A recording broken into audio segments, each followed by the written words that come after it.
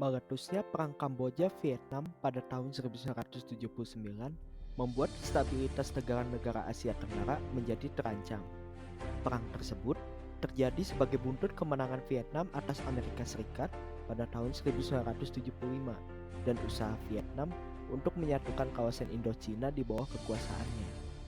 Perang ini mempertemukan antara Vietnam yang didukung Laos dan Republik Rakyat Kampuchea dengan Demokratik Kamboja yang didukung Khmer Merah dan koalisi pemerintah Kamboja Demokratis.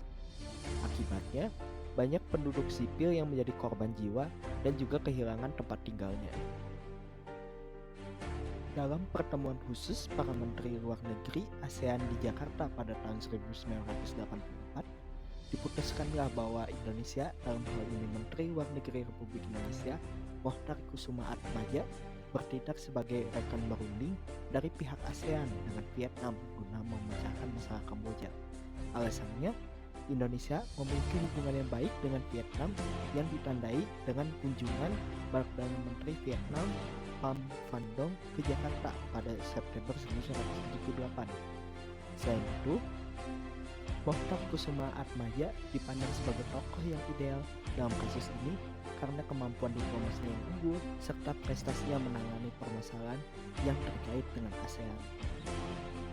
Mohtar Kusuma Atmaja mengusulkan Cocktail Party sebagai cara penyelesaian konflik Kamboja-Vietnam secara damai. Cocktail Party pada umumnya merupakan pertemuan informal antara diplomat untuk saling mengenal dan mempererat hubungan antara pribadi dan negara. Akan tetapi, dalam kasus ini, Mohtar Kusuma Atmaja mengadakan Cocktail Party untuk membentuk suatu forum yang mempertemukan pihak-pihak berselisih, dalam hal ini Kamboja dan Vietnam, untuk menyelesaikan masalah dengan lebih jernih dan juga tenang tanpa suasana tegang dan kaku layaknya pertemuan formal.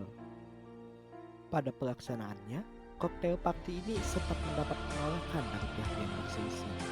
Selain itu, Cocktail Party ini pun dianggap tidak akan mampu menyelesaikan masalah yang terjadi mengingat kedua belah pihak sama-sama tidak ingin dipertemukan.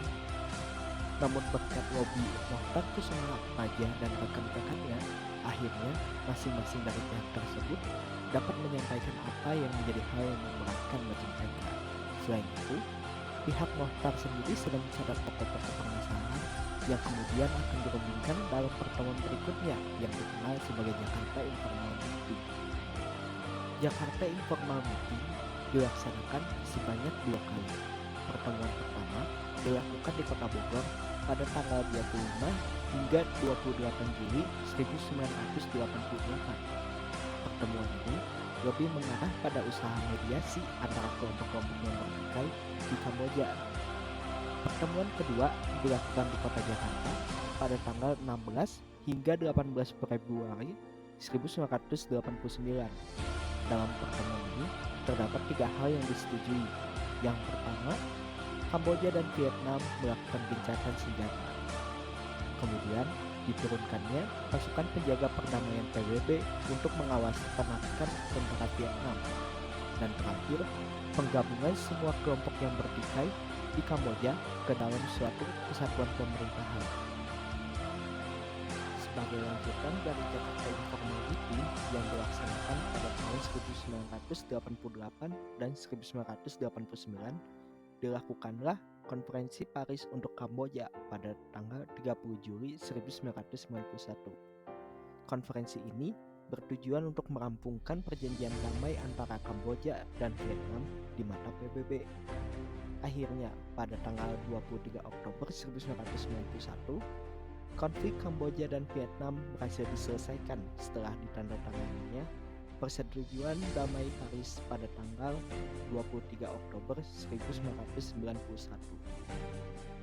Hal ini menjadi sangat melegakan, mengingat konflik yang terjadi antara Kamboja dan Vietnam ini sudah berlangsung selama hampir 2 dekade. Peranan yang ditunjukkan oleh Mohtar Kusuma Atmaja dalam menyelesaikan konflik Kamboja-Vietnam sangatlah besar, meskipun beliau tidak mengikuti penyelesaian konfliknya secara tuntas, dikarenakan masa jabatannya sebagai Menteri Luar Negeri berakhir pada tahun 1988. Banyak pihak yang memuji sekaligus menghormatinya sebagai tokoh pencipta perdamaian Kamboja dan Vietnam. konferensi Paris untuk Kamboja tidak dapat terlaksana, dan konflik Kamboja-Vietnam akan terus berlanjut apabila koktail party ini tidak berjalan. Menyelesaikan masalah tanpa kekerasan dan juga sikap mendengarkan pendapat orang lain menjadi salah satu sikap Mohtar Kusumaatmadja yang wajib kita teladani sebagai penerus bangsa.